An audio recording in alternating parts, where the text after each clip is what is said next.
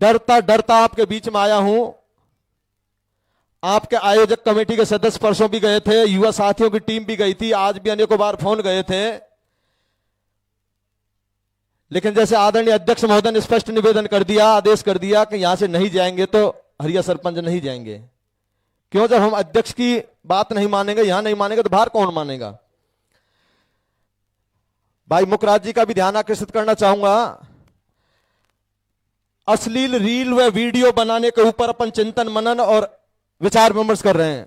भाई जवान सिंह जी सभी बैठे हैं, रामकृष्ण भाई, सभी को युवाओं का विशेष ध्यान आकर्षित करना चाहेंगे।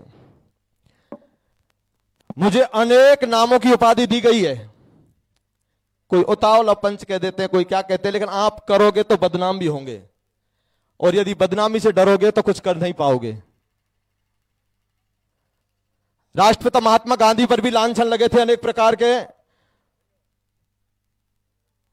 और संविधान के रचयिता आदरणीय डॉक्टर भीमराव अंबेडकर जी पर भी अनेक लांछन लगे थे। क्योंकि मैं वहां बैठ गया था, मैं डर रहा था कोई मुझे लताड़ ना दे। जब वो चिंतन और मनन करते थे आपके अधिकारों के लिए, तो उनको क्लास से बाहर बैठा दिया जाता था। अश्लील और वीडियो की जहां पर बात चल रही है, मैं नाम लेने में संकोच नहीं करूंगा, और वक्ता नाम ना लें।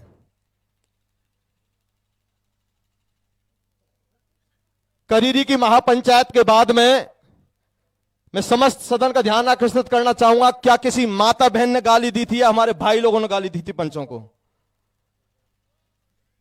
हम झूठ बोल सकते हैं, आप बोल सकते हैं, लेकिन ये इंटरनेट का जमाना है, कोई झूठ नहीं बोलेगा। बात चलती है, नजरअंदाज अपन करते जाते हैं, क्योंकि पंच का मान क्या और अपमान क्या, पंचायत करेंगे तो सुनना भी पड़ेगा। और जब रश्मि जी का मुद्दा वहां पर छिड़ता है तो सोशल मीडिया पर आदरणीय भाई आग लग जाती है। यदि मैं आपसे आप कहूंगा तो आप मुझे आप कहेंगे, टिट फॉर टेट जैसे कुछ ऐसा संबोधित आपको करना पड़ेगा। नाना प्रकार के इल्जाम उधर भी डाले गए, इधर भी डाले गए। जब ऊपर से आप जैसों का हमारे पास भी फोन आने लगे कि कैसे इसको शांत किया जाए। लाइव के माध्यम से पहली बार जिंदगी में लाइव आया था और मैंने मेरी व्यथा आपको सुनाई थी, और उसमें यदि मेरी कोई गलती हो, कोई अपराध हो, तो मैं समाज गंगा के सामने सजा का हकदार हूं। उसके आदमी प्रदीप जी का टेलीफोन आया मेरे पास में, और टेलीफोन आने के तत्पश्चात उसने कहा, साहब हम दुखी हैं, हमारे खिलाफ इस प्रकार की पोस्ट डल रही है, उनको समझाइए। क्या मेरी इतनी औकात है क्या अब जो मैं हिंदुस्तान के भाइयों को समझा सकता हूं? मेरा परिवार का मेरा एक बेटा तक नहीं मानता है, तो इतना बड़ा हिंदुस्तान को हम नहीं संभाल सकते। उनको बुलाया, दूसरे दिन फोन आया, जो आपने सारी चीज सुनी।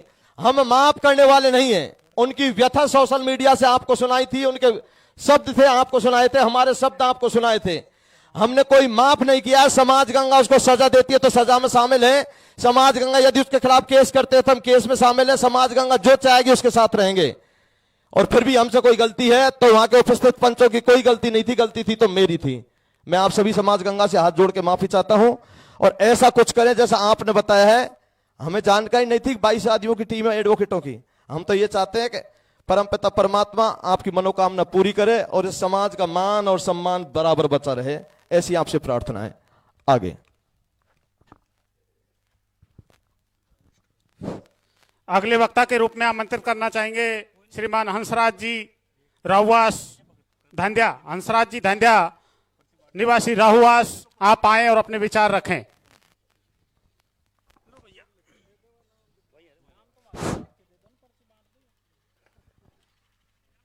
सीमित समय बोलना। उपस्थित सभी पंच पटालों को मेरा नमस्कार प्रणाम। मैं हंसराज दांडिया राहुवास तहसील से बिलोंग करता हूं, और आज समाज की इस महापंचायत में मेरा पहली बार आया हूं और मेरा पहला उद्बोधन है।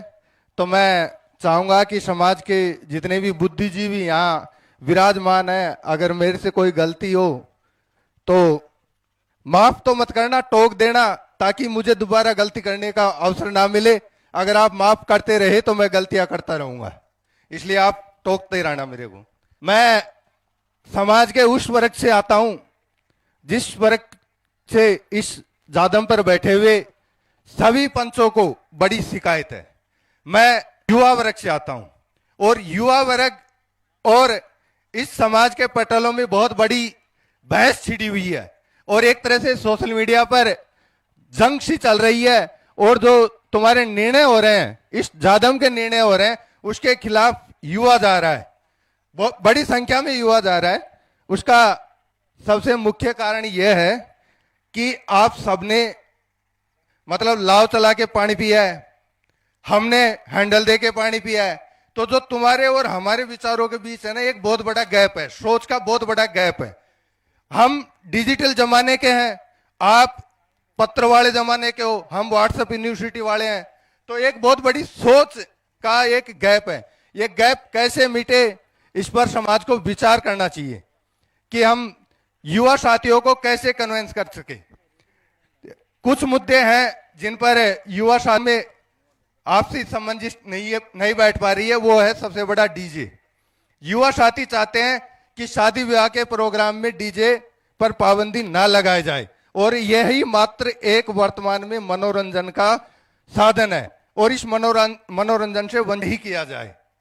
तो मेरी पंच पटोलों से युवा वर्ग की तरफ से एक निवेदन, विशेष निवेदन रहेगा, हमारे भी भावनाओं का सम्मान करते हुए निर्णय लो ताकि हम आपके इस जो भी निर्णय लेते हैं उनकी प्रशंसा कर सके। मैं बहुत कुछ मुद्दे लेकर आया हूं, लेकिन पहली बार तुरंत आते ही मुझे खड़ा कर दिया, तो मैं और मुझे पहली बार यहां बोल रहा हूं तो बहुत मतलब ऐसा महसूस हो रहा है। हाँ, बिल्कुल मैं चाहता हूं कि मुझे एक बार दोबारा मौका दिया जाए और मैं दोबारा बोलूंगा। नहीं सर, मैं बोलूंगा और मैं अपनी पूरी आऊं और अपनी युवा वर्ग की आज मैं पूरी इस महापंचायत में मैं बड़े दूर से आया हूं और मुझे सोशल मीडिया के युवा साथियों ने जबरदस्ती प्रेशर से भेजा है, वरना मेरी हार्दिक कोई इच्छा भी नहीं थी कि तो आप अपनी सोशल मीडिया के युवा साथियों की आप बात रखो, वहां जाकर के पूरी बात रखूंगा। मैं अपनी टीम के साथ आया हूं और जितने भी आज के हैं ना, हम आमने सामने बैठ करके यहां बात करेंगे।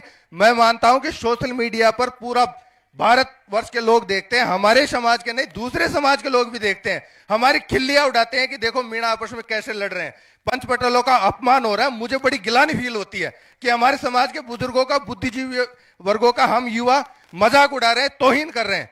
मुझे भी बड़ी शर्मिंदगी महसूस होती है, लेकिन क्या करें, मजबूरी हो रही है, हर किसी का व्यवस्था है, किसी पर लागू नहीं हो पा रही है।